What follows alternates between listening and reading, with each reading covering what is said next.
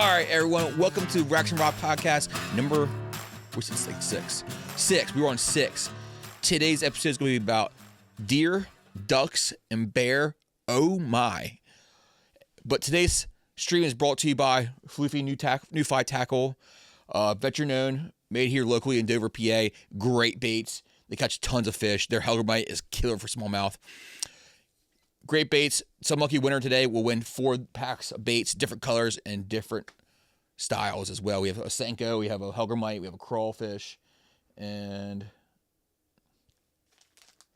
we got another crawfish. We got net crawfish, and we got like a jig style crawfish, and we got some Helgermites and some Senkos. Great baits, love them. I use them all the time. All right, let's get this podcast going. So today it's just me, myself, and I. Again, Dave can't make it to this tonight to the podcast, but we are going to do a solo dolo again, and we got this. We got a lot to talk about today. A lot of interesting things to talk about. Let's see. Start with a bear. So there was a huge bear shot upstate PA. A big, massive, like it was like 500 some pound, like 580 something like that. It's a big bear. This bear season has been kind of like a record season for PA this year. I've been catching, I think shooting a lot of bear. I forget what the total amount was off the top of my head. It was, Diego, can you look up the total amount of bear harvested in the first day of PA this year? It was a bunch. And that 580 some pounder, I'm trying to think how close that was to the biggest bear shot. It wasn't the biggest bear shot in PA, but it's probably one of the top 5, I believe. It was a big black bear. But for this year, as a total, it was a lot of bear shot for the first week or first day of PA hunting season. So we're going to ChatGPT this. ChatGPT knows it all. So let's see here. But yeah, it was a monster black bear, which I never black bear hunted myself. So I don't know. I never did it. Never got into it. Anything like that. So let's see here. Here's the latest value. 100 for the fall. It's about late November. Let's say the first days. It doesn't give me the first day. Yeah, so far in the fall, I don't know. It was a lot of bear the first day. Oh, we'll find eventually. It was a lot of bear on the first day of rifle. Yeah, first day of bear, yeah. I think it's like 300 some, I want to say. 713 bear on day 1, 276 on day 2, 140 on day 3, and 77 on the final day of the segment of the season. That's crazy. I thought it was only 300. 713 bears were shot on the opening day of PA season this year. Never did black bear hunting. I think I'll do it one time. But I'd be pretty selective. I see a lot of cubs get shot, and it's going to get controversial. People might hate me for this one, but I don't see, there's no regulations to what size bear you shoot, which I understand. But like, when you're shooting a cub, like I've seen some pictures of 40 pounds cubs being shot, and like, not knocking anyone's trophy down. It is what it is. But to me, like, I don't know. Everyone has different morals for it. But for me, I just couldn't shoot a little cub like that. I'd rather not shoot a bear at all than shoot something like that. But everyone's trophy is different. Not trophy shaming here. Not doing anything like that. Just my thoughts, my opinions, and you know how opinions are. Everyone has one and they stink. But that's what I think with that. But I'd like to do it one day, try it out and see how some bear hunting goes. Has anyone there? That's a lot of bear. Yeah, Matt, it was a boatload of bear. Matt in the chat, Matt just got a nice 9 point this past year. Big deer. Matt, that body had a big body deer. I think it was 113 pounds dressed. It was a big body deer. Congrats on that, Matt. But yeah, the bear was massive. It was like a 500 some pound bear. It was a big one, and you don't see them like that all the time. It's probably one of the top 5 biggest bears shot in PA, I believe. So, we're talking about this past deer season. This past deer season, seems like everyone's been on the same page. It's been a tough season for most of us down here in South Central PA. You're not really seeing much going on. Saw a lot during archery. Saw a lot of deer in archery. Nothing really wanted to shoot. Passed up a lot of deer. The last week of archery was awful. Didn't see much. And the first 3 days of rifle season was just as bad. It was just during archery season, the wind was awful. It made archery season tough for us down here. And then the first 3 days of rifle was just awful. Weren't seeing much. Not much signs, not much going on down here. I was lucky enough Monday to get a bucket of doe. That story was crazy. I'll tell you the story in here soon. But other than that, it's just been a rough season for a lot of people. And if you got a buck of doe or you got a big buck or doe already, congrats, because some of us are struggling and some of us are struggling hard. But it seems like the second rut coming in, got almost 40 pounds of ground. Him didn't even do one of the hunt. Yeah, dude, it was a big buck, bud. Congrats, Matt. Matt just commented, thanks, man. Packaged him last night. Got almost 40 pounds of ground from him, and even have one of the hind ends left. So that's crazy. It was a big buck. Congrats. But yeah, some of us are really struggling. It's just been a weird year. This past week, we've seen a lot of new signs show up in a lot of new spots. It's been a pretty common theme. A lot of new buck signs have been showing up here lately. We saw tons of new scrapes, tons of new buck rubs, and it's the second rut. And my theory behind that is when you get the first rut coming in, it's when a lot of does are coming into heat. So the first rut, you have tons of doe coming into heat. So the bucks don't need to get territorial. They can, they're spread out. There's tons of does in heat. They don't need to compete for it. So your second rut you're coming up here is when a lot of your yearlings, your younger doe, are coming into heat, and there's not nearly as many doe coming into heat. So now the buck have to get aggressive, get territorial to make sure they're breeding with doe. If not, you get left behind. So that's why I'm thinking maybe why we're seeing so much new buck signs in the area. I mean, my buddy, he went out one night, came back in, went out the next morning, looked at a whole new place. There was buck signs everywhere. Trees are tore up, new scrapes opening up. It was just like a night and day. And I just think it's part of the doe population. And believe it or not, that can actually hurt your hunting area for trophy buck, is having too many doe. I did a little research on it because I do have a lot of doe on my farm I hunt. That one, bucks will not get aggressive because there's so many doe to share.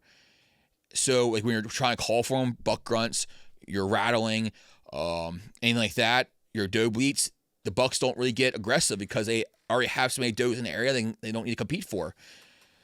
So I might head down to Maryland here and do some hunting down in Maryland. I got my buck and doe up here in PA, like I said. I might head down to Maryland here and try that out. I got super lucky Monday. So Monday is the day before that storm came in, the night before the storm came in, and they're calling for some snow and some sleet at night. I guess it was Monday night into Tuesday morning, and like this is gonna be a good night. I know for sure the storm's rolling in. It's calm out. These deer will be moving. So like, okay, tonight's gonna be night. I'm going out there. Got out there pretty early in the stand. Sat there. Got there around probably 2:30, 3 o'clock. Got there early. Just want to set up early, get in there before anything started moving. Sat there for like 2-3 hours. Didn't see a single deer. And at this point, it's the third day of rifle season. I think I saw one doe, and that was pretty far out. It made a 3 or 4 point, just a little young buck, night legal, just way off in the distance. So it was just a frustrating early start to the year. And I thought Monday night was going to be one of those nights. So I'm sitting there, and about 300 yards out comes a wood line out of the fields, kind of divides the fields up. And they, doe came out of the thickets. And so, like, it's on another farm. I hunt a farm, a small property lot, and there's another farmer next to it. And it was on his side of the farm. And I was watching through binoculars. She's about 300 yards out, I'd say. She came walking out. I'm like, that's a big doe. If she walks on my side of the property at this point, I'm gonna take her. I'm gonna try to take her. So I'm watching, and I saw a tail flick behind her in the thickets. And I saw a nice rack come out, and I'm watching it. And I pull my binoculars out, and I see a nice rack. Wasn't sure it was legal or not. Just saw a nice rack. So I grunted, I bleed it, nothing. Deer didn't look at me. The doe looked at me. So I went back to look at the buck, watching him, nothing. He just stayed to the thick stuff. Just ain't coming out. He's supposed to stay to that real thick stuff. I go back to the doe, and she's gone. Just disappeared. I'm guessing she went back to that thick stuff. I didn't watch her. I was watching the buck, and I'm like, okay, well, I just blew my chance. Maybe I called too much. Maybe I grunted too much, or I bleed it too much. Something she didn't like. I thought maybe I was scared. I thought I ruined it. There goes my night. I'm done. Just gonna sit up here and not see anything for us tonight. So I was pretty disappointed. I was down to myself, and because about 5 minutes later, that buck was gone too as well. So I'm sitting there, probably about 4:45ish, I'd say. I see her come out again, but this time she's like probably 350 yards out. She's way out there. She's way out, and I'm watching her. So there's only one opportunity for this. She's got to make her way across the field and give me a nice shot within like a half hour, 15 minutes, probably like half hour, 20 minutes. It's getting darker and darker. So I'm watching her, and she's just staying on the edge of this field, and she won't come out. And I don't know what it was, but she just turns and starts walking out towards in front of me. I don't know what it was. Sometimes it's just better be lucky than good. Just pure luck. She walks across a cut cornfield and goes to a cut soybean field. Don't know why she did it. She just did it. As she did this, I'm waiting for the buck to come behind. Like, I know there are bucks around here somewhere. I know this buck's on her. He has to come out sometime. So like 5-10 minutes go by. He finally shows up. So at this point in time, I'm saying it's probably about 5 o'clock. Shooting light's 5:15, 5:14, I think it was. I forget what exactly date time was. And I'm like, oh, man, this is gonna be rough. So he comes out and like he needs to hurry up. He needs to catch up to her. He needs to hurry up because this ain't gonna be good. So he actually kind of does start trotting towards her a little faster and faster. They cross the boundary onto my side of the farm, and I pull up, and even though the sun was set behind the trees, I just see nothing but glare. Nothing but a glare on my scope. So at that point, I'm start panicking as well. So I hold my hand over the scope of my gun and hold a gun like this to block the glare. So like, this is awful shooting. At this point, I'm like so nervous. The buck's facing towards me. I don't have a really good shot. He's still probably about 325. Like, no, he's probably 250 out. He came in pretty close. He came closer to us. They're probably at 250-ish. Him and the doe, they walk a little towards me a little bit, 250, 275-ish. And I pull up, I'm watching him through the scope, I'm just watching, holding there, and just buck fever hit me. I don't know what it was. I don't get buck fever like that until usually after that shoot. But I guess watching him and everything else going on, the time, the sun glare, buck fever just hit me. I couldn't keep my composure. I was breathing, I was shaking, I couldn't keep my composure. So I put the gun down, took a deep breath, just get myself under control, like, you know. At this point, I have like 10 minutes left. Like, it's like 5 o'clock, 5:12. So I get my composure. At that time, I look up, and he's actually walking towards me. He cleared the distance to about 200 yards. He came to me. So I pull up again. As I pull the scope up, look through the scope, he turns broadside. And at that point in time, I just threw a 6.5 Creedmoor right through his shoulder. Out the other end, he just collapses and gets up, runs about 20 yards, and falls over. So I'm sitting there, oh man, heck yeah. So excited, man. Jones going, buck fever hit me again. And I look up, the doe's still standing out there. And I have a doe tag for this area. I'm like, all right. I pull up for her. She takes off running back towards the buck where he fell over at. I pull up, fire the 6.5 Creedmoor downrange. She was about 175 at that point. The buck was like 200 yards. Send a 6.5 Creedmoor through her. She runs towards me, the tree stand, and falls right over. She was wobbling a little bit. I did throw another round through her because she just had a death wobble, which she wasn't going down. I don't like to see deer animals suffer. I don't like to see deer or any animal suffer. So I put him down, put her right down right there, and then.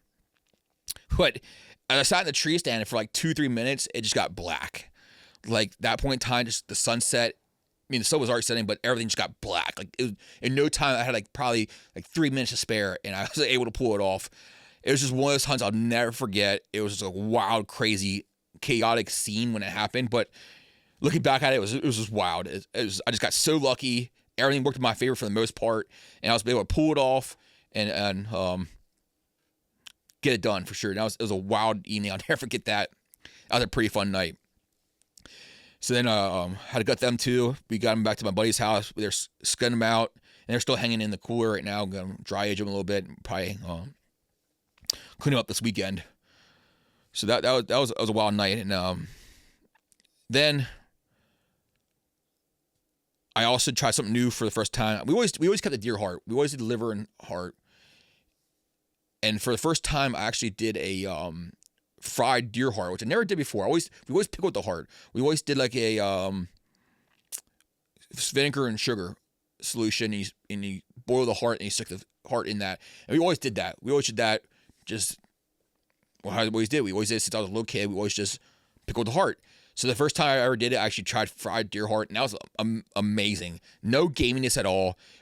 It's pretty much like a steak. The only difference you really can tell is it's not like a fibrous muscle. Like, you get the fibers in a muscle of a steak. You get this like almost like a very, very, very, very firm gelatinous. It's not like, I don't want to say gelatinous because it's not gelatinous, but it's a firm texture to it. You just don't get that fibers like when you pull it apart of you like with a steak. That was delicious. I have a video of that coming out too. Let's see here. So watch the buck getting a scrape. I worked the other day. Yeah, dude, we're seeing tons of new signs out there all of a sudden. I don't know what it is. It's just tons of new sign coming out. And I think it's just because the second rut's coming in. And the second rut's coming in, it's more aggressive. The bucks are getting more aggressive, more territorial because they know these does are in heat and there's not as many does in heat. So I might go down to Maryland and hunt the second rut down there. And so yeah, I got lucky. I can't do it, man. I always give mine to the guy who lets me hunt this farm. Dude, it's delicious. I love organ meat. I love like livers, gizzards, heart. I love all that kind of stuff. I always grew up on that. Love that. Love organ meat. It's good for you and stuff like that. But that heart, if you clean it up, we cut the cap off it because there's a lot of fat on there. You slice it up. I slice it up, and you cut the main arteries out of it because if not, the arteries are really chewy. It tastes like whatever you season it with. I did the salt and pepper at first. I wanted to get the true essence of it, like the true taste of it. And like I was surprised, like it's not gamey at all. There's no gaminess to it. Like regular deer meat is probably gamier than the heart was. So it was delicious. If you like liver, you'll love the heart. The liver's 10 times gamier than the heart any day. Oh, hands down. I want to try deep frying it, not deep frying, but just like an air fryer, or frying it. And then buddy of mine, he smokes it, and I want to try smoking it. It says it's really good if you smoke it in the smoker. But if you love liver, you're gonna love heart 100%. That's an easy one. Heart is delicious. You're missing out if you're eating liver and not eating heart. But yeah, super lucky. Gonna head down to Maryland, try that out, and see how that goes. Oh, dude, Matt, I'm telling you right now. Matt just said, well, damn, I had to let's do it then. You 100% just want to do it because it's great. It's tender. It's so good. I tried one up before and slow roasted it, and it then crock pot just was really great. Yeah, it's like so it's only thing it's missing is the fibrous texture, and you don't get the fiber texture you would like a muscle meat because it's not a muscle meat, it's just a straight organ. And you slice that up, and I just pan fried it like 2 minutes, like 1 minute on each side. It was so good. It was delicious. And I'll definitely try it again, maybe try a little more in depth with it. Diego got a heart picture here. Delicious. That makes me look hungry. Makes me look, deer heart. That looks delicious. Oh my God, look at that. That looks delicious, Diego. Look at that. Yep. It looks better than what I thought. Oh, dude, 100%. Like, that's some clean eating meat. Yeah, you just got to clean the fat up around it, clean the fat edges up, clean the main arteries out of it. That's the big chewy parts. But once you clean the fat up and the chewy parts, it's so delicate. It melts your mouth. It's a very delicate, delicious meat for sure. So with the cold fronts coming through, we've been seeing a lot of cool ducks in the area. Duck hunting has been pretty good in the area for sure. We've been having Pinchot and Marburg has been really good lately. With all this cold weather up north, we've been pushing a lot of good ducks down south. We had some old squalls out in Marburg, which is that's a sea duck. You see that on the eastern shore. There's a flock of old squalls out there. But that's probably 2 weeks ago now. They were out there. A lot of bluebills being shot, redheads. There's a canvasback shot at Pinchot. There's a Ross goose shot at Marburg, which you don't see them around here. There's a northern shoveler shot out on a pond not too far away from Hanover. A beautiful northern shoveler guy got a gorgeous looking duck. Oh man, those northern shovelers are just gorgeous ducks. A lot of ringnecks in the area, pretty common ringnecks, buffleheads, a lot of common those stuff like that. But canvasbacks, bluebills, the old squalls, but you don't see them. A pintail, there's a pair of pintails out there like the other week. The drake was shot. Someone shot the drake. The hen was still flying around out there. I haven't heard reports on her being around still or not. But it's like a dream duck for me. It's like a pintail. But it's kind of funny because if you go down south to like Texas where you shoot pintails at, they want to see the greenheads, which we see greenhead mallards all the time, which is nothing to us, but which is the same for pintails. It's kind of funny where you live really dictates what you see. Seen a pile of ducks, not sure what they were, but they were black and white and had a white on either side of their face on a rock raven on Monday. That could be a golden eye, bufflehead, probably a bufflehead, real small duck. They're like a little butterball. They're pretty funny. They're pretty funny looking ducks. Real tiny little things, real poofy heads. Depends what size it was. There's a lot of black and white ducks out there. It's bufflehead, golden eyes. That's probably, my guess would be bufflehead, more than likely. But they get some really pretty iridescence on their back of their head. Yeah, probably look up it could have been Hunter McGenzer, but look up bufflehead, Diego. We'll show them here what bufflehead looks like. Yeah. Yep, right there. So that's that's a pretty cool. So you get the really cool iridescence on them, like that second picture.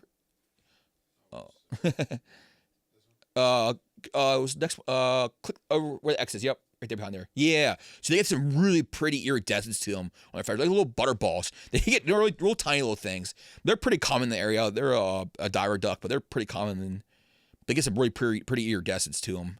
So that's what the drakes look like. The hens are more dull color. That's the hen. That's the drakes right there. Yeah, they're real pretty whites and stuff like that.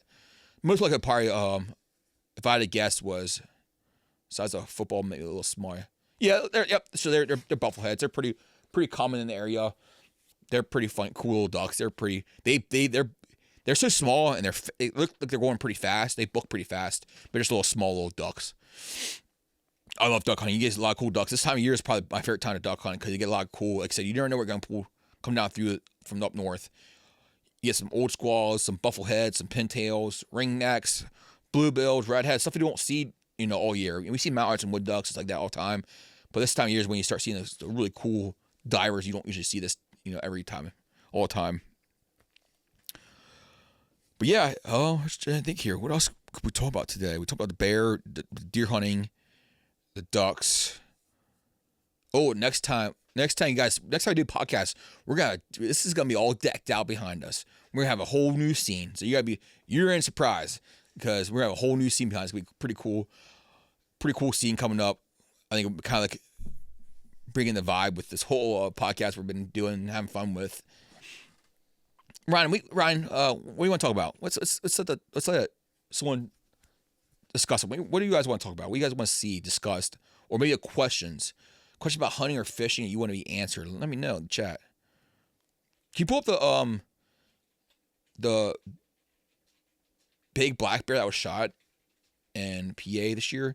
Black bear 2025. A big black bear 2025, maybe.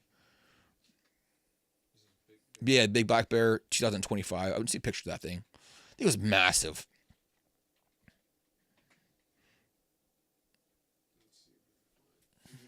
Yeah, that one right there. See what okay, I was way off. It was 700. Oh, next one, first link, the Penn Live link. Yeah, that one. It was 774 pounds. I was way off. I was like 500 something. That is crazy. A 774 pound bear is. Oh, you would do that. Yeah, that's fine. But that's you to just 774 pound bear. Jesus, that's massive. That's incredible. A 774 pound bear that's a once in a lifetime bear. Like a 500 pound bear is nice. But when you get a 774 pound bear, that's something crazy. That's nuts. That's insane. Fishing right now is actually. We talk about fishing. Fishing right now is pretty good. You're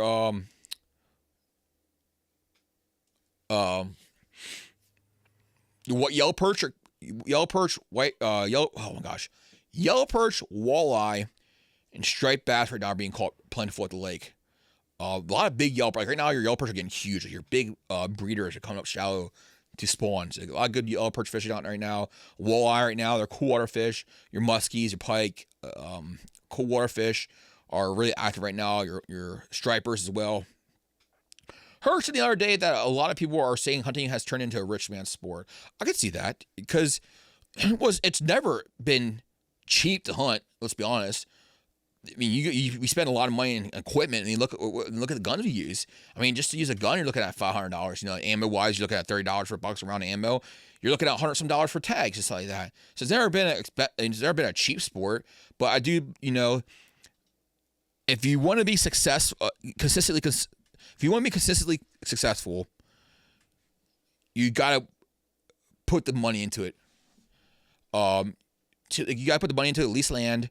You gotta put the money into it, like for food plots. You gotta put the money into it for all different kinds of, high-end equipment. If you want to get a high-end rifle, high-end scope, it could definitely for sure be a rich man's sport. 100%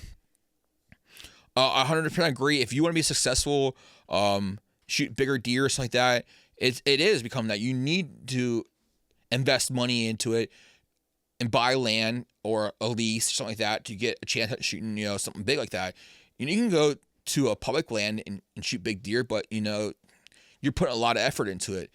Or you could put in, money. If you have the money to do it, you can put money into it and be successful.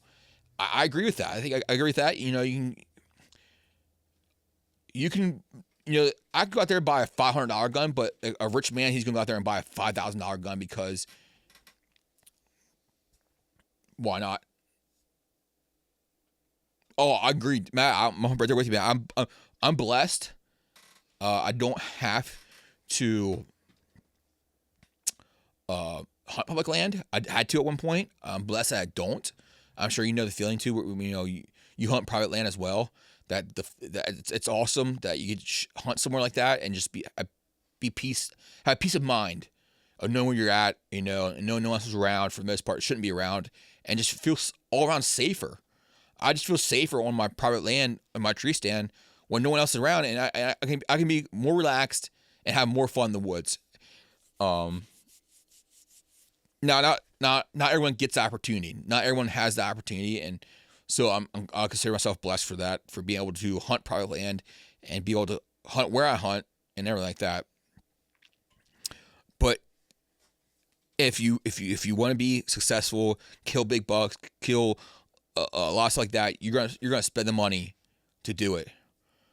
You're gonna spend a lot of money. I like to see PA try one of a few game lands, how Maryland does it, limiting how many people are on public land a day. Oh, 100% agree.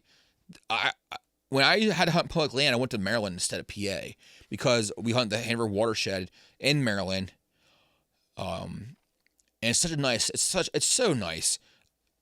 You have a lottery system, and once you get picked, you still gotta call in ahead of time and pick what days you're gonna hunt. Like you have a week, you can call in a week ahead of time. It was so nice. It was like you had this huge land. I forget how many acres that Hanover watershed is, and you only let so many people in a day there. And I only ran into one person there ever, and it was so nice. And I wish people would do that. Problem with PA Maryland, it's hard to compare the two because PA is such a heavily populated with hunters. We have like 800. I think this year we might be like 800,000 hunters this year, or something like that around that amount. And Maryland's not even close to that. It's not even comparable to that. But I would agree that hunting in Maryland as a whole is better. It's just the way it is. It's just how hunting. It's just they're not as hunters. The hunting heritage isn't down there. So there's a lot of opportunity to shoot deer down there, and you can shoot 16 to unlimited doe depending on where you're at. I remember you shot a big buck. Yeah, you can harvest more deer in Maryland too. You can harvest a lot more deer in Maryland, and it's about the same price. So for all the tags I get up here in PA, and all I get down in Maryland is my archery tag, it costs me pretty much about the same. A little bit more for Maryland, but I can shoot 16 doe where I'm at in Maryland. I can shoot 2 buck, and if I want to pay extra, I can shoot a 3rd buck. And it's so much simpler. You do not need to be a lawyer to hunt Maryland. In PA, you got to be a lawyer to understand every freaking regulation they have down there. You open that regulation book, you need to be a lawyer or have a lawyer interpret the laws.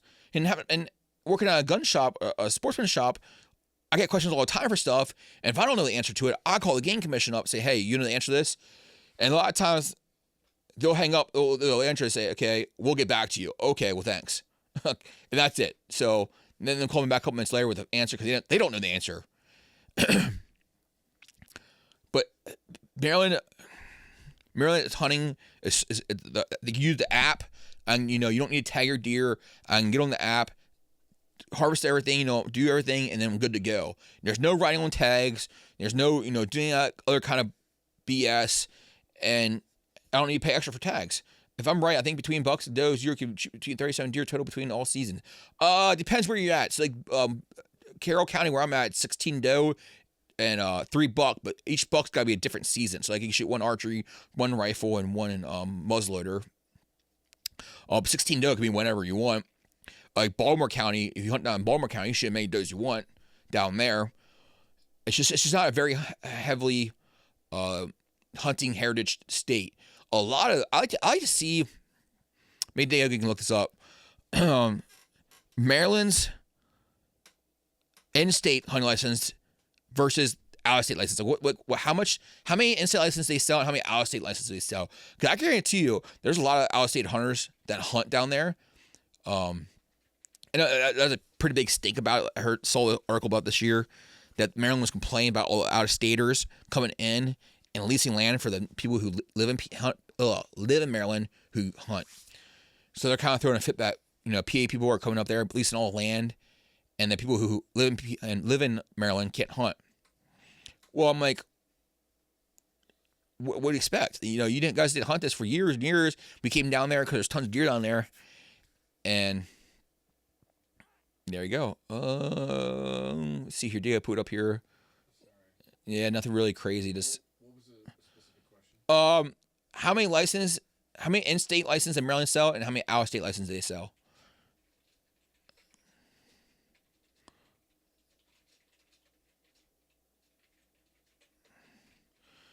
Let's see what they say. That would be a good statistic. Yeah, I'm gonna look it up right now. I'm gonna look it up. That so let's see here. So total in Maryland they sold about a little bit 116,000 hunting licenses last year. PA's 800,000. That just shows like the difference compared to what kind of heritage and how big hunting is in PA. I mean, at one point we were at 1 million. It was kind of like a decrease. It doesn't really say about residents not in public bush.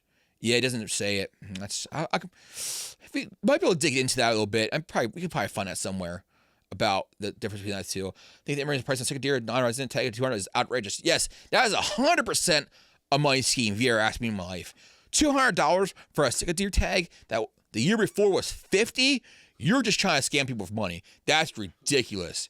I never saw so stupid in my life. That's a money-making scheme if I ever seen it in my life. It's crazy how that tag just went up the past couple of years as second deer got really popular. They didn't care about them before, but also that second deer blew up in popularity, and this tag's $200 now. That's freaking crazy. Listen, I think it'd be cool to hunt them, but I'm not paying $200 to shoot a swamp donkey.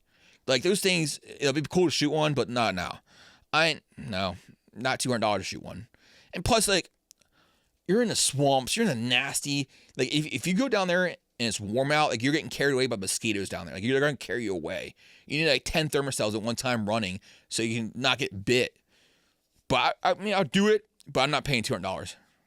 No, that is bullshit. That is not made. They claim it's for wildlife and road maintenance. Nope. That is asinine. If you ever ask me once, that's crazy. From going to 50 to 200 to call that for wildlife and road maintenance, now that's a money making scheme right there. If I ever seen one, someone's pocketing a lot of money there. They do. They have mosquitoes. They do have mosquito size of possum. I'm telling you, if you go down there in the early season, you're getting carried by mosquitoes unless you have 10 thermocells, just for backup, in case one break or in case the other first 5 break.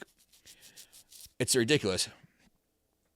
Oh, like that's why they're black. Their legs are black because they're in that swamp. They're in that nasty stuff, and that's what they love. And they're the ghosts of the swamp too. Like they're pretty cool. Like, they're there and then they're not.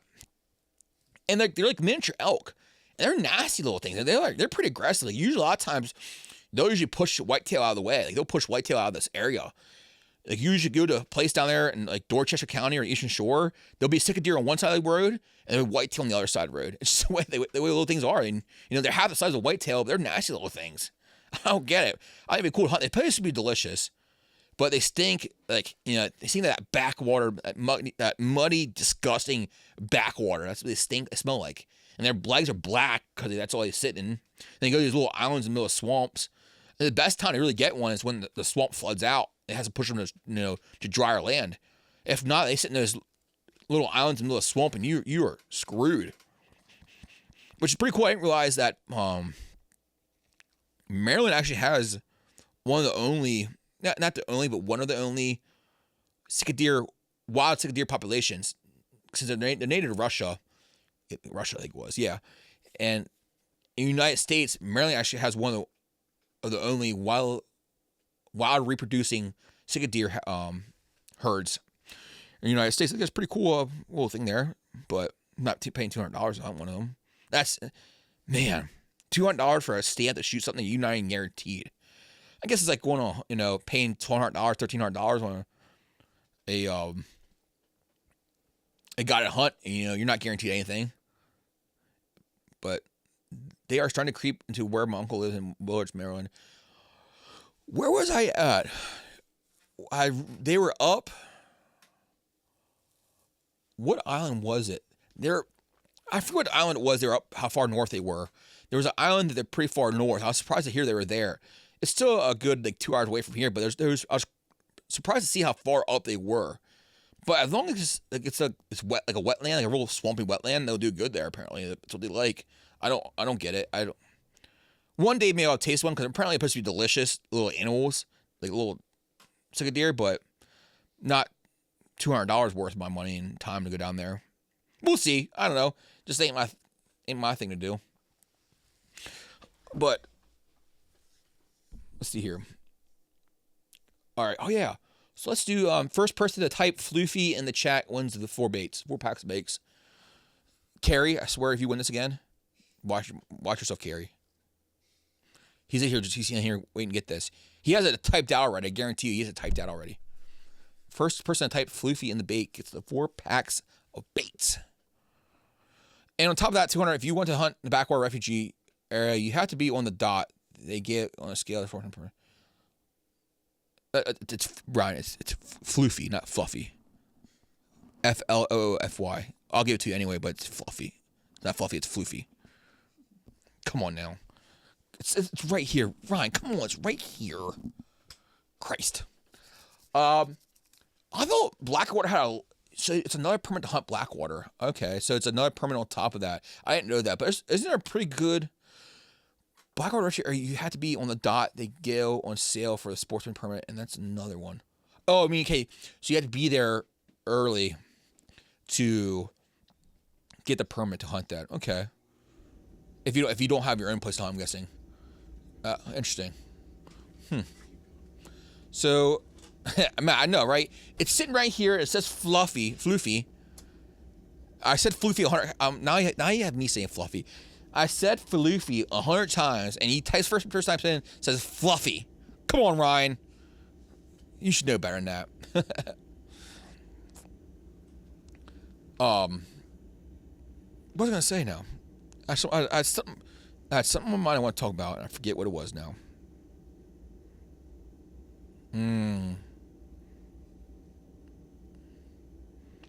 Oh my gosh, it was on my mind too. I had it on my mind. What was it? Now I cannot remember what it was. I like to go down to Blackwater and do like a do-it-yourself hunt for waterfowl. That's one thing I like to do. That's not what I want to talk about, but it's one thing I would like to do for sure. Is head down to Blackwater and do a do-yourself hunt. I mean, I rather have a DIY thing than like have a guy do it for me. Or like go down there at Blackwater and have a do-yourself hunt, or like Tillman Island, something like that. Just, the only thing is, man, that's some sketchy stuff. You don't know what you're doing. Look at that guy who I don't think they ever find that guy who was missing. They found his boat on the island, and they were looking for him. I don't think they ever found him. I mean, that was probably about a month ago, if not longer. I'm not sure if he's out hunting or what. That was down there around Tillman Island, somewhere that area, down in Dorchester area. Do you ever find that guy? Yeah, try that. See if that works. See if no, the Tillman Island murderer. I'm not sure. Try find guy missing on bay. Chesapeake Bay. Yeah. I completely forgot that they ever found him. We'll find out here. We pull it up here. Did they ever find that guy? I completely forgot that. No. What missing over? Yeah, on Taylor Islands. Okay, so yeah, Taylor Island, which is close to Tillman. Was missing over going out on the boat. They ever find him? And they after he's appeared. Yeah, they found him. Oh, I'm missing over there. Oh wait. Oh, so they did find him. I haven't heard much about that. Yeah, they found his boat. Yeah, so that's what I thought. I guess he was still fishing. They found him after 21 days. Okay, so they did find it. I haven't heard much about it. It kind of went quiet there for a little bit. I seen posts all about it everywhere, and they did finally find him. Man, that's some sketchy stuff. Like I just don't. Man, if you don't know what you're doing, or not even say he didn't know what he was doing, but like you say you have a medical emergency, like you're the only one on that boat. You have a heart attack or something happens. Man, that's do it. I mean, when you're in it by yourself, that's a whole new kind of risk. For someone, yeah. Yeah, 65 years old. Found him 21 days later. That's crazy. That's such a man. Yeah, I don't think they ever said what the official. Can you look up, see what the official report was? Like, what ruling of death was? Yeah. I'm pretty sure he died. Yeah, his remains were found. I wonder if he I didn't see. I wonder if he had a. Not released. Okay. I was curious if he had a heart attack or he drowned or what. Friends and community speculate he had a medical emergency and fall overboard. Yeah, that's what I'm saying. Like, if you're by yourself, and you have a heart attack or something like that, and you fall over or you fall in your boat and you're unconscious, there is no one that's gonna find you. And that's crazy. That's yeah.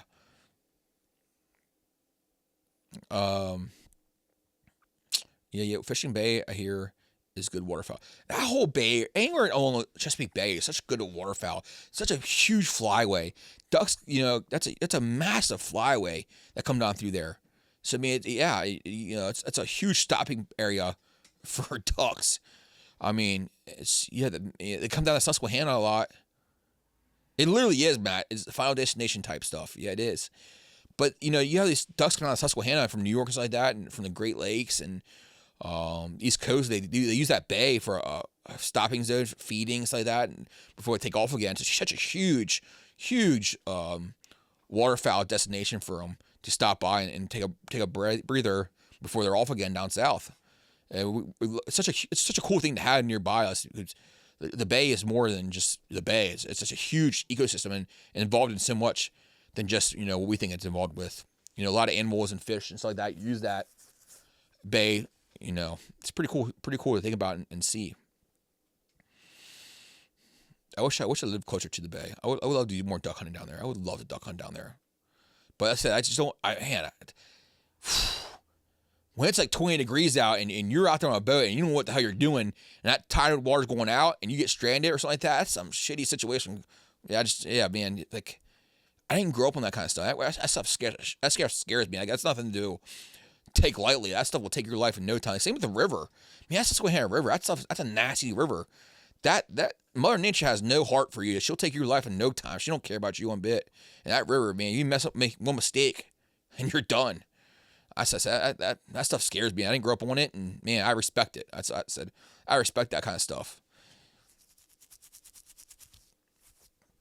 So Ryan won the fluffy baits apparently.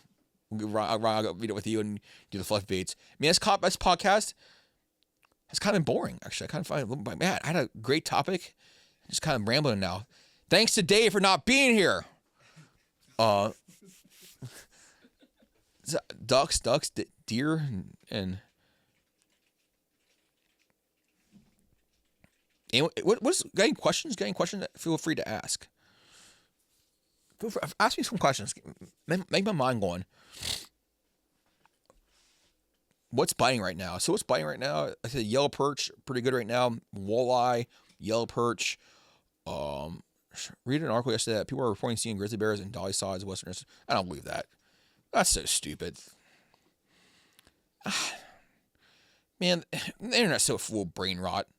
These people are so full of brain rot. Grizzly bears in freaking West Virginia. Man, I hate the internet for the most part. Except when they're paying me. I like that. It's the only time I like the internet. That's all for to say. But so full of brain. Anyway, okay. So rut report. Yeah, let's do rut report. So rut report versus reality. Every hunter thinks they know the rut. Talk about what actually happens over out there versus what the hype is. Rut report. Yeah, I tell you what, yellow perch right now are some of the prettiest fish to catch. Right now they got their spawning colors. You got the beautiful, vibrant orange fins, the yellows, the black stripes on them. Oh my gosh, and they're huge. They're full of eggs right now, so there's breeding. Yeah, there's that's a pretty good picture right there. Yeah, it's like the ice right now is the time of year where you get the real. Even that picture's kind of dull. Right now, the time of year you get the real beautiful oranges and yellows on them. They're a cooler fish. And right now, you're that picture right there on the meat eater picture to the right of that one. That's you right now. You'll see those size right now at Marburg. Loch Raven, Deep Creek, Marburg, the river. That's when you're right now. Is the time you're gonna get your jumbo perch. For eating purposes, they're such a small, lanky fish. I think there's better options for yellow perch to eat besides, because they're such a small, lanky fish. They don't get a lot of meat on them. They're just real lanky, kind of small, lanky. They don't get the real girthy, the wideness to them. So you get a small meat on them, but they're delicious. Do you think PA should realize being able to use semi-automatic rifles in Remington 742s and 7400s for game-big game? No, because people are idiots. I don't think, man, like, I can't imagine what it's like. More like nuggets, yeah, for the yellow perch. I can't imagine what would it be like on a game lands. Well, I guess, okay, let's do this. Yes and no. Yes to private hunting. No to public hunting. Yeah, let's go with that one. Yeah, I don't think it's a good idea on public hunting grounds. No. Nope, too many people. Too many idiots. Too many people, too many idiots. Oh, man. Yes, on a private land, because you're in a more controlled environment. Everyone knows where they're at for the most part. I go with yes for that. Allow semi-automatic rifles for big game on private lands. Limit magazine capacity. So maybe like a 5-round magazine capacity. Yes. Would I use one? No. I'd probably just use a bolt action or a pump still. To me, I'd rather get all 5 shots accurately than 5 shots as quick as I can. That's just how I am. Everyone's different. I know you're a big semi-hunter. You hunt down in West Virginia, stuff like that. So, like, I know you like your semis. I know you like your 742s. But I just don't think. You see people run around here with like 30-round magazines and he's 742s or something like that, just blasting away on game lands. It would be crazy. Yes. So Ryan said, I can agree that they're no use for public land. Still wish they would recognize using straight wall cartridges and shotgun zones. So yes, that's a big thing. They've been coming through here the past year or two. Ohio and Maryland are the two big ones that really passed that recently, where you can use these straight wall cartridges, which if you don't know what a straight wall cartridge is, it's a bullet that has no neck down to it. So most calibers, it's your bullet casing and necks it down, and there it slims it down. So a straight wall cartridge is basically a slug gun, but like a rifle cartridge. So what that does, it limits you on power, so you don't shoot as far. It's basically a slug gun. That's all it is. It's a slug gun, but in rifle form. If PA legalizes that next, I think you really, really stop seeing slug guns being used. I don't think you'll see many slug guns being used at all, because why would you want to sit here and use a slug gun that kicks like a mule? I mean, let's be honest. Shooting a 3-inch slug gun is no fun at all. Exactly, yeah. When you can shoot a 350 Legend, a 400 Legend, 450 Bushmaster, 360 Buckhammer, 450 Bushmaster, and like 44 mag, 45 70s that have significantly less recoil, but do the exact same thing with more accuracy. I think PA's, like I said, PA's always behind on that kind of stuff. I'm willing to bet probably within the next 5 years we'll see that. I think the main thing right now is figuring out this whole Sunday hunting thing, and maybe the whole first day of rifle hunting is PA's plan for now. Get that figured out. I think we'll maybe see a Sunday opener instead of a Saturday opener, What are your thoughts on that? Like, what do you think about having a Sunday opener instead of a Saturday opener? Because that's a huge thing up here in PA. I see both sides of it. PA's heritage was a Monday opening. That's all it was. It was always a Monday opening. So Friday, you headed up to the cabin. Saturday, hung around, drank, went to the bars, ate food, and like that. Sunday, you said, well, Saturday or Sunday, some people differently. You set up tree stands and everything like that. You go scout out areas, and you hung around the cabin. You ate food and told stories. Then the next day, you went out hunting. Now we're at the point where you got to be up there Friday, set a tree stand up, do everything like that, and you go out next Saturday morning and go hunting. It's kind of like you're more rushed to do things. I see both sides of it. Yeah, it's nice that if you're a working person, you hunt that Saturday. But if you're traditional, you want the money back, which I think they should meet halfway and go a Sunday. That gives you plenty of time to get up there Saturday, relax, get your tree stands up there, and you still hunt Sunday. I'm kind of interested to see. I would like to know if you listen to this podcast, let me know if you're still a traditional hunting camp. Do you hunt that first Saturday and Sunday, or do you wait Monday? Because I think some places are still like that. Like if you're a private land, I still see a lot of places doing that. Like, hey, we're a private land. We're gonna wait till Monday to hunt. No, let's go up there Saturday, Sunday, and hunt Monday. But you're at a big disadvantage. By Monday, that's 3 days. 2 days of deer getting shot at. People in the woods pushing deer around, stuff like that. So you really set yourself at a disadvantage by waiting until Monday. I think it would bring back a lot of deer camp culture, and the Saturday opener kind of killed that off in that way. 100%, it did. It honestly did. I missed the cabin. My problem is there's no deer up there. Our once family cabin used to hold 20, 30 guys. Is now down to maybe 10 to 15, if that. Most of the guys that go up there are older fellows who just go up there and talk and don't really go out. Maybe one or two guys go out. I'm not even sure the last time they shot a deer up there. I missed the cabin. I missed the everyone that used to be up there. So it used to be 20, 30 guys go up there, and now it's maybe 10 to 15. I don't, as a working person, as someone who works through the weeks like that, I'm going to pick and choose my best places to go and options to shoot a deer. I got tags to fill. I spent $180 for no reason. I like deer meat. So that's my dilemma with that. And maybe if it wasn't open on Monday, I could go up to the cabin maybe Saturday or Sunday and go hang up with them and maybe go out later in the week. I don't know. Maybe not. It's just that's my biggest dilemma is there's no deer by our cabin. Our cabin kind of really dried out with deer.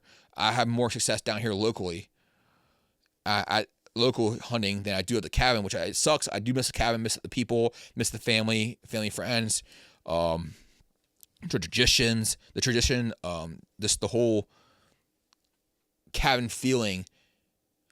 But it's just the way it is. It's the way life is. Life changes. Either you change with it or you get left behind. To cut down the rush, just go to camp the weekend before to hang your stand, and we really just talk about how it takes work to get a harvest. Yeah. So like our cabin's like an hour and a half away, so I wouldn't be a big deal to us. But let's say you have a cabin like Potter County, way up there in Potter County, where it's a 4 or 5 hour drive. Hey, it's not always so easy, to go up there for a day and set trees and stuff up and everything like that. We literally just talked about how it takes work to get a harvest. It does. It's not, you pay for it, you work for it. The effort you put into it, usually what you get out of it for the most part. And it does. It is time and effort. But, some people don't have that time, unfortunately, to go up there and set a tree stand. I 100% agree with what you're saying. I'm just looking at the other side of it that, hey, maybe someone doesn't have that time. If they did open it Monday, I could take it or leave it. If they open up Monday, they open up Saturday, Sunday, I'm going to still hunt either one. Oh, me too, man. I'm impartial to it. It doesn't affect me so negatively that I'm going to throw a fit about it. But listen, if they're going to do it, I'm going to hunt it. Like Sunday hunting, I could take it or leave it. Whatever, man. If they're going to do Sunday hunting, do it. If not, no big deal to me. But if they're going to do it, I'm going to use it to my advantage. I'm going to hunt on those days. Why not? Whatever. A lot of the camps open the week before and on bear season, and then back home for 2 days, and turn around and make the drive back north again at Thanksgiving. Yeah, and that's another thing. Like you kind of gotta rush Thanksgiving, because what a lot of guys are doing now is going up Thursday night and doing Friday, things. You set trees out Friday and stuff like that. So they're cutting Thanksgiving short in order just to do that. If you got if your cabin's upstate, 4 or 5 hours away, I've seen a lot of people doing that. Yeah, dude, Matt, like I said, me too. Like in the early season, I get off work, I go to the tree stand. So like I have a good 2 hours all the time. In early season, I was out. In archery season, I was out a lot. Before the time sets back. Once the time gets set back, it's hard for me to get up in the morning. I'm not a morning person, so it sucks. I don't usually get up in the morning too often. But like the whole early season, I'm out mostly every evening, just out there because I just enjoy it. Whether I'm shooting deer or not, it's just enjoyable. I put a lot of time in the stand this year, where I hunt, saw a good many deer, and was able to harvest 2. And I'm hoping to, I can head down to Maryland, where I may hunt like once or twice this year, and maybe harvest another doe or 2, or a buck or so. We'll see what happens. But thankfully, I'm in the same boat where I can, in the early season, I can hunt every evening if I wanted to. And if I want to in the morning, get up in the morning, go out till 8:30, and head to work at 9, and stuff like that. I'm lucky enough to be able to have something like that, and it's nice. And not everyone's blessed like me and you, Matt, where we can hunt private land, and we have great jobs where we can take off and do that kind of stuff. It's definitely a blessing. And I missed it. I took off like a whole hunting really, I took like a 7-8 year break there for a while, where I didn't hunt and kind of really did a lot of fishing. We lost a lot of hunting spots. People leased them out. So I kind of stopped doing a lot of hunting and stuff like that. And I'm glad I got like last year's big year, I got back into deer hunting, and I'm glad I did because I missed it. I realized being in a tree stand, how much I really missed being in a tree stand. So I'm glad to be back in it this year again and able to harvest 2 deer again this year like I did last year. But it's a blessing for sure. But guys, we were hitting about the 1 hour mark here, I think, pretty close to it. So, thank you for watching, guys. Thank you, Matt. I really want to go hunt Western Maryland like a savage forever. Dude, there's some huge, riding on tangent here. There are some massive bucks being shot down there in Western Maryland. Like, there's some big ones. Man, compared to like the northern part of Maryland, like where Carroll County's like that, there's some hammers coming out of Western Maryland every year. It's crazy how big they come out. There's some big deer coming out of Western Maryland every year. It's crazy. That you ain't lying. And there's some nice bear down there too. I seen some nice bear. I have a buddy who comes to work. He lives down in Dorchester County, and he gets, and even though it's not Western Maryland, I'm talking about big deer. Man, some of the deer he get down there in Dorchester, and some of the sick deer he gets, dude, they're like just miniature elk. These are just massive. Like Maryland, you get down deeper into Maryland, the better the deer hunting gets, I feel like.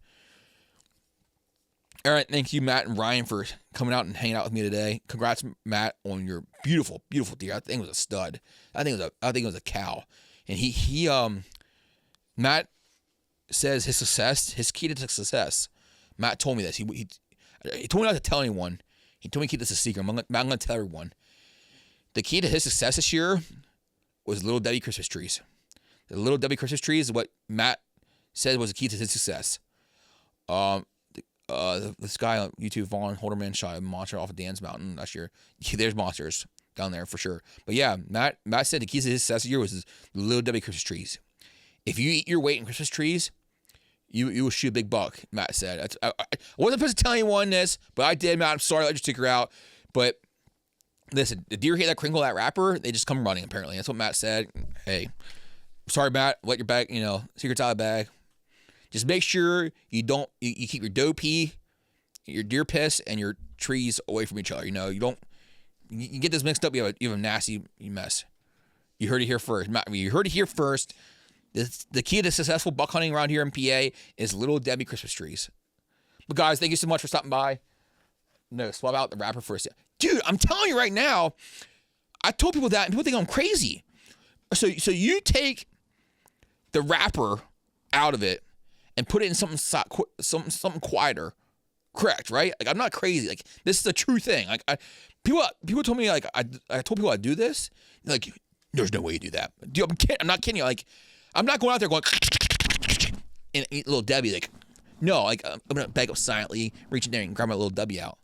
Thank you, Matt. Matt said absolutely. Okay, thank you.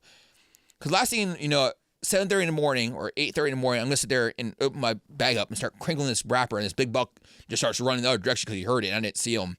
I'm going to be pissed at Little Debbie. All right, guys. Last time I'm saying bye. No more comments. Guys, thank you for much hanging out. episode 6. Rocks and Broad podcast, guys. So much fun hanging out with you guys. Thanks for watching. I'll see you next time.